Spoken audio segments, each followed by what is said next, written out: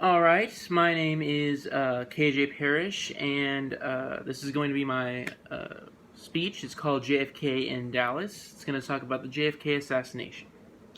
Here it goes. In Dallas in 1963, the 35th President of the United States was the star of a parade one November morning. That day would forever change our country, how our government was ran, and would forever shift the direction our nation was moving towards. John F. Kennedy was a Democratic president who was the second youngest president in history. He was beloved by millions and had a bright future planned before he was fatally shot in his own car next to his wife Jackie. Only hours after he died, a man named Lee Harvey Oswald was arrested in a nearby movie theater and was immediately charged with murder. Oswald never once admitted to murdering the president, always saying he was innocent and just a patsy. After his interrogation, to which the tapes of have mysteriously disappeared, Oswald was brought out in cuffs in front of a crowd where he himself was shot by a man named Jack Ruby. Lee Harvey Oswald would later die in a hospital. However, let's talk about what Harvey was accused of: murdering the President of the United States. Quite a big crime. Witnesses at the parade said the shooting came from the grassy knoll in front of which Kennedy was shot at. However, police and FBI say that Oswald was shot at a book depository building, which was actually located behind Kennedy, where he was shot at. Not a single witness on the scene said they heard a shot come from the book depository. Every single person said they heard it come from the grassy knoll. The second and most critical piece of evidence is the Zapruder film. The Zapruder film is a short, silent, colored picture sequence shot by Abraham Zapruder with his home camera. This man, unknowingly at the time, shot one of America's most heart-stopping moments on camera, and he also shot the only evidence that could prove Lee Harvey Oswald's innocence. Sorry, I lost my place here. Before we get to what the film showed, let's talk about the other evidence held against Harvey. Right after he was arrested, the murder weapon was found in the book depository right next to where Oswald was supposedly to be at the time of the shooting. The gun they picked up was a 6.5 by 52 millimeter Carcano. That gun is a piece of shit. Any gun professional could tell you that the Carcano is the world's worst shoulder weapon. The scope on that very same gun is defective, and yet Oswald was able to make an 88-yard headshot away from a crappy gun with a defective scope. Oswald was at best a medium shot, alright? First of all, nobody ever even tested the weapon to see if it was fired that day. And second of all, when the gun was first picked up, forensics saw no traces of fingerprints or palm prints of any kind. However, a week later, a single Dallas deputy found a single palm print on the gun, which for all we know could have been taken off of Oswald at the morgue since he was already dead at the time. The next big thing to talk about is timing. This is where the Zapruder film starts to take place. The film is able to tell you that three shots were fired in a span of 5.6 seconds. 5.6 seconds, but it only takes a minimum of 2.3 seconds just to reload the weapon. So, like, when you add that up, it only gives Oswald a full second to aim and fire 3 separate shots. The FBI had 2 separate tests, but not one of their own sharpshooters could match what Oswald did. Not one. There's absolutely no way that Lee Harvey Oswald was capable of being the shooter.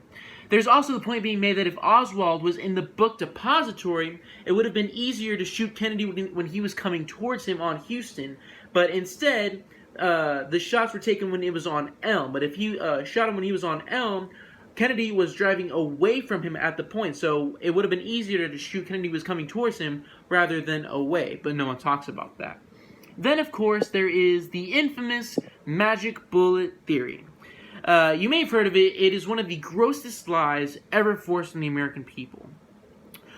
So with 3 shots being fired, 1 shot missing, and 1 shot being the fatal headshot that we'll talk about later, that leaves 1 shot to leave 7 wounds between President Kennedy and Texas Governor Connally.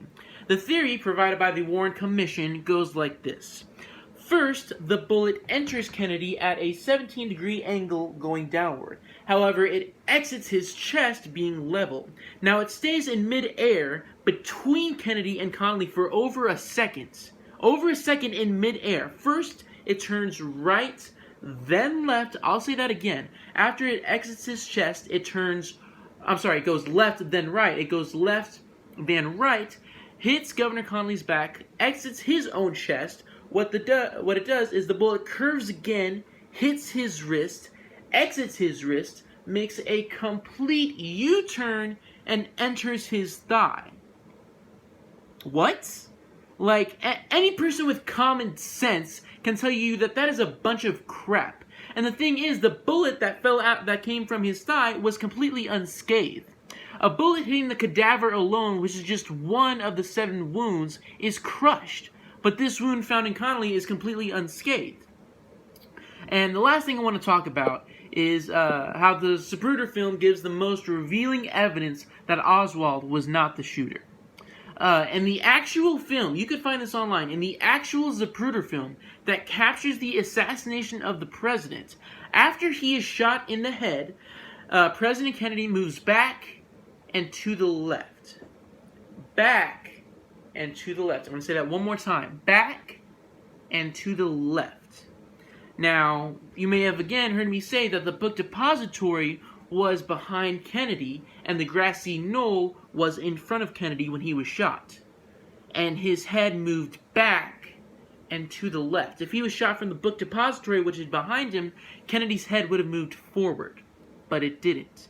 It moved back and to the left. And you can find that on the Zapruder film. So, like, if his head moves backwards instead of forwards, that only proves that every single eyewitness at the parade is right when they said that they heard the shot come from the grassy knoll. And to that, add to that, my dad is a sergeant for Harris County. Alright, he has been on hundreds of homicidal cases.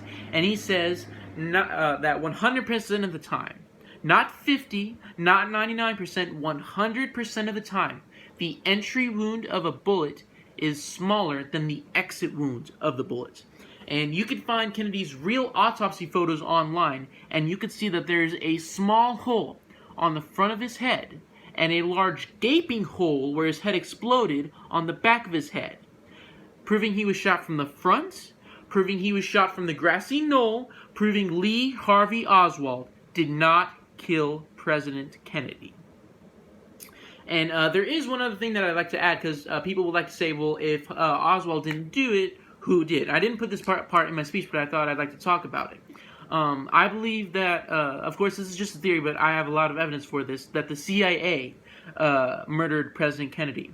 And the reason for that is because in early 1963, President Kennedy cut the CIA's funding by 20%. They were obviously not happy about that. And he also wanted to end the Vietnam War. Well, when you end a war, that stops propaganda, that stops money, and that stops drug trafficking from coming in. So when you kill the president and add a new guy who says we're gonna keep up the war in Vietnam and restores funding for the CIA and gives them new powers to spy on the American people, it only adds to the evidence that the CIA killed President Kennedy, not Lee Harvey Oswald.